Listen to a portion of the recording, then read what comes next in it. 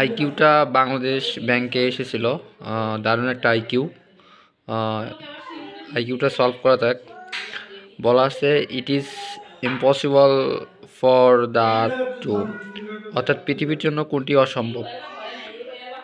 1 number দেওয়া আছে move round the sun, 2 number দেওয়া আছে have lights on it, 3 number দেওয়া আছে be most important plants of the solar system, 4 number দেওয়া আছে be the nearest plants of the sun. অর্থাৎ মুভ 1 নাম্বার বলা আছে মুভ রাউন্ড দ্য সান, অর্থাৎ সানের চারপাশে কী করে মুভ রাউন্ড করে, এটা সম্ভব। তার মানে 1 নাম্বার সম্ভব, কারণ হচ্ছে সূর্যকে ঘিরেই তো হচ্ছে পৃথিবী হচ্ছে ঘোরে, এটা সম্ভব। হ্যাভ লাইটস অন ইট, তার কি হচ্ছে নিজস্ব আলো আছে। তারপর বলছে কি B the most important planets of the solar system, অর্থাৎ সূর্যর সোলার সিস্টেমের হচ্ছে কি মোস্ট ইম্পর্টেন্ট একটা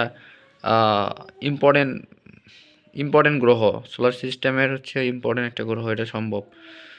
তারপর 4 নাম্বার বলা আছে কি be nearest planets of the sun, হ্যাঁ নিয়ারেস্ট অনেক কাছের হচ্ছে একটা সূর্যের অনেক কাছের একটি হচ্ছে গ্রহ হচ্ছে পৃথিবী, অর্থাৎ এটাও সম্ভব।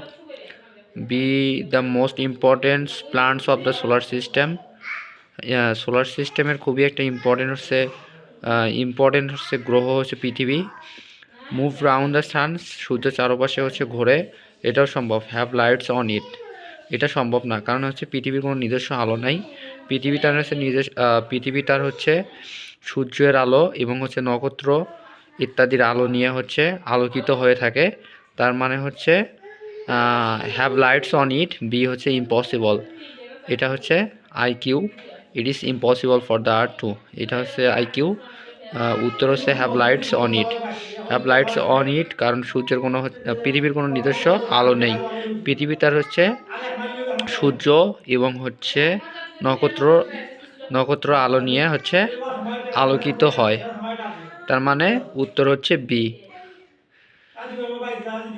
এই আইকিউটা এসেছিল বাংলাদেশ ব্যাংকে।